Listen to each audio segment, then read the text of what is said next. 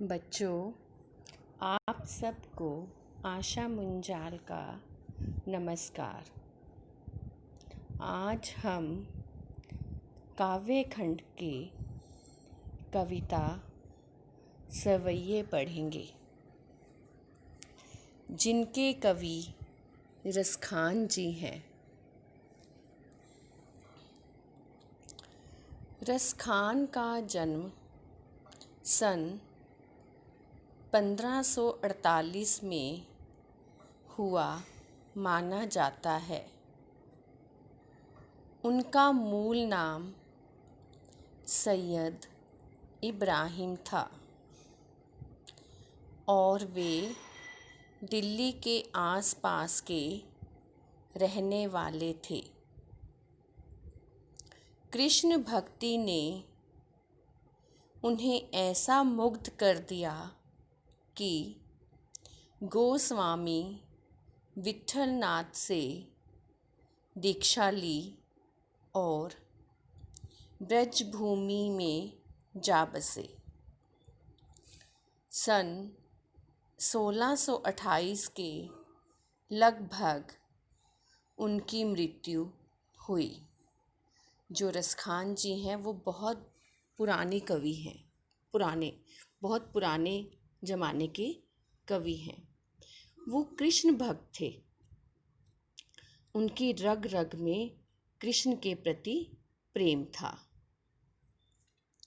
सुजान रसखान और प्रेम वाटिका उनकी उपलब्ध कृतियां हैं। रसखान रचनावली के नाम से उनकी रचनाओं का संग्रह मिलता है। प्रमुख कृष्ण भक्त कवि रसखान की अनुरक्ति का अर्थ होता है प्रेम, न केवल कृष्ण के प्रति प्रकट हुई है बल्कि कृष्ण भूमि के प्रति भी उनका अनन्य अनुराग व्यक्त हुआ है।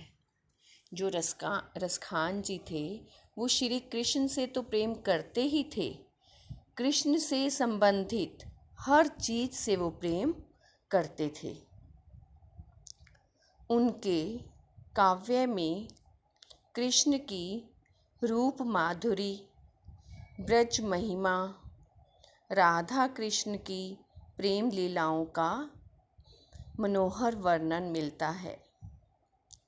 वे अपनी प्रेम की तन्मयता, भाव विह्वलता और आसक्ति के उल्लास के लिए जितने प्रसिद्ध हैं, उतने ही अपनी भाषा की मार्मिकता, शब्द चयन तथा व्यंजक शैली के लिए प्रसिद्ध हैं। उनके यहाँ ब्रज भाषा का अत्यंत सरस और मनोरम प्रयोग मिलता है। जो उनकी भाषा थी वो बहुत ही सरस थी और वो अपनी भाषा में मुहावरों का प्रयोग भी करते थे, जिससे उनकी भाषा और भी ज़्यादा प्रभावशाली हो जाती थी, जिसमें जरा भी शब्द आडंबर नहीं है, बल्कि वो शब्दों का आडंबर नहीं रचते थे। जो भी बात करते थे वो सरल और स्पष्ट भाषा में ही करते थे। यहाँ संकलित जो हम कविता सवैये पढ़ने जा रहे हैं उसके बारे में बताया जा रहा है। यहाँ संकलित पहले और दूसरे सवैये में कृष्ण और कृष्ण भूमि के प्रति कवि का अनन्य समर्पण भाव व्यक्त हुआ है। तीसरे छंद में कृष्ण के रूप सौंदर्य के प्रति गोपियों की उस मुग्धता का चित्रण है। इसमें ये बताया गया है, पहले और दूसरे सवैये में कृष्ण का और कृष्ण भूमि के प्रति कवि ने वर्णन किया है और तीसरे छंद में कृष्ण के सौंदर्य का वर्णन किया गया है। तीसरे छंद में कृष्ण के रूप सौंदर्य के प्रति गोपियों की उस मुग्धता का चित्रण है जिसमें वे स्वयं कृष्ण का रूप धारण कर लेना चाहती है। लेकिन तीसरे सवैये में जो गोपियां हैं कृष्ण का रूप धारण करना चाहती हैं और कैसे चाहती हैं ये उसमें वर्णन किया गया है। चौथे छंद में कृष्ण की मुरली की धुन और उनकी मुस्कान के अचूक प्रभाव तथा गोपियों की विवशता का वर्णन है। चौथे जो सवैये में ये बताया गया है कि जब श्री कृष्ण मुरली बजाते हैं तो वे गोपियाँ उनसे प्रभावित हुए बिना नहीं रह सकती। आज आपने ये रसखान की पहले आपने जीवनी पढ़नी है, इसको एक दो बार पढ़ना है। रसखान की जीवनी में क्या है, उनकी भाषा कैसी है, उनका जन्म कहाँ हुआ है।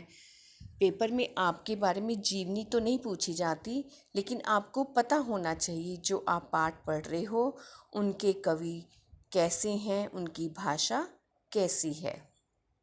अब हम कविता शुरू करते हैं। सवैये।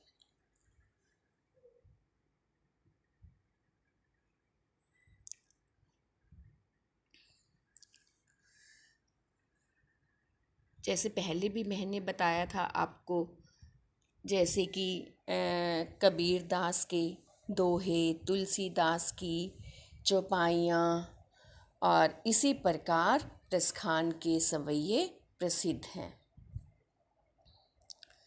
मानुष हो तो वही रसखानी, बसौ ब्रज गोकुल गाँव के गवारन।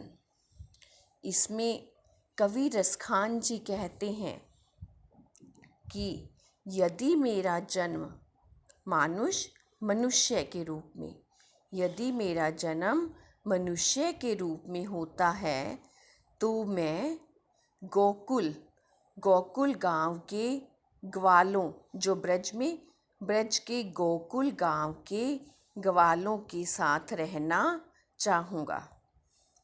जो कवि की इच्छा है, कवि कहता है कि यदि मेरा जन्म मनुष्य के रूप में होता है तो मैं ब्रज के गोकुल गांव के ग्वालों के साथ रहना चाहूँगा। जो पशु हो तो कहा बस मेरो। कवि कहता है कि यदि मैं पशु बनूं तो इसमें मेरा कोई वश नहीं है, मेरा इसमें कोई भी जोर नहीं है, मेरे हाथ में नहीं है कि मैं क्या बनूं। कवि कहता है कि यदि मैं पशु बनूं तो इसमें मेरा कोई भी वश नहीं है।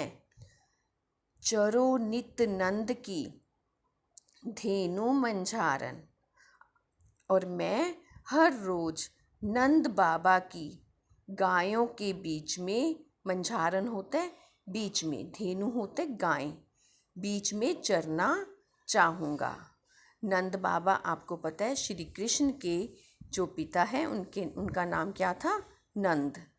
तो कवि कहते हैं कि यदि मेरा जन्म पशु के रूप में होता है और उस जन्म पशु बनने में मेरा कोई भी वश नहीं है, मेरा कोई भी जोर नहीं है, तो मैं नंद बाबा की गायों के बीच में चरना चाहता हूँ। पाहन हो तो वही गिरी को, जो कियो हरि छत्र पुरंदर धारन। यदि मैं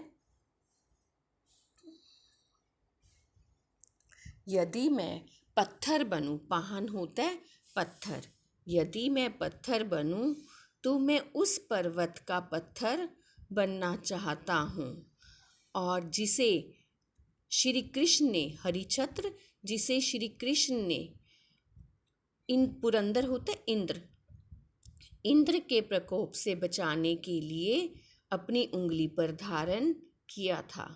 आपने ये कहानी सुनी होगी, जब बहुत ज़्यादा इंद्र को क्रोध आ गया था तो बहुत ज़्यादा बारिश हुई थी, तो श्री कृष्ण ने गोकुलवासियों को बचाने के लिए जो पर्वत है उसको अपनी उंगली पर धारण, गोवर्धन पर्वत को अपनी उंगली पर धारण कर लिया था और उसको एक छतरी के रूप में धारण किया था, जिसके नीचे गोकुलवासियों ने आश्रय लिया था और उस बारिश से बचे थे।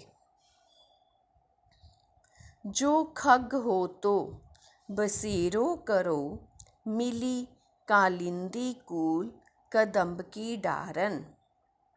इसमें कवि कहते हैं कि खग होता है पक्षी, यदि मेरा जन्म पक्षी के रूप में हो तो मैं कालिंदी होता है यमुना, कूल होता है किनारा, तो मैं यमुना के किनारे जो कदम्ब के पेड़ हैं उनकी डालियों पर, कदम्ब एक पेड़ के नाम है और डारन होते डालियाँ, तो मैं कदम्ब की डालियों पर रहना चाहूँगा।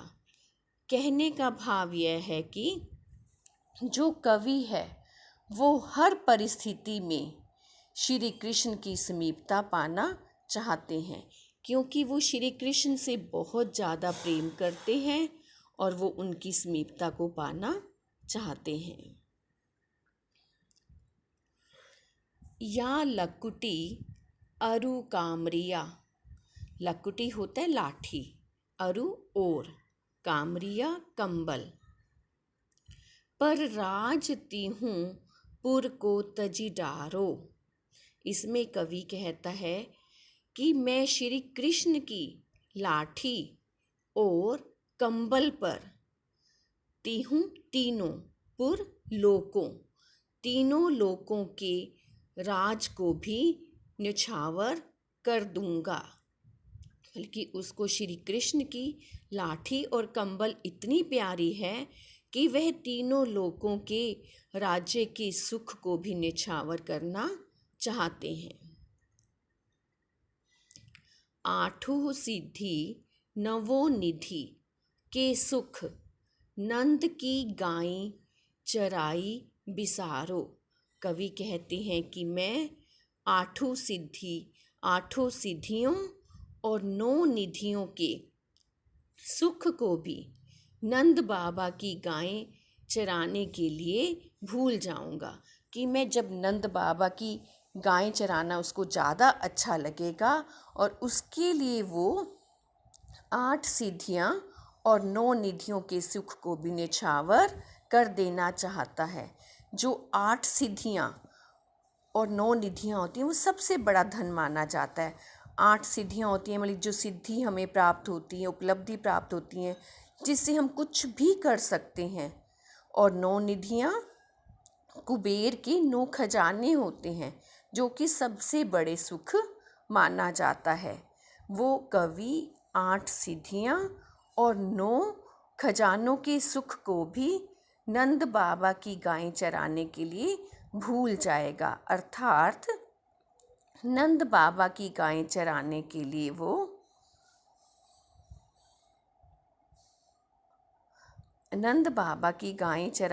लिए वो आठों सिद्धियों और 9 निधियों की गायें उसको भी भूल जाएगा।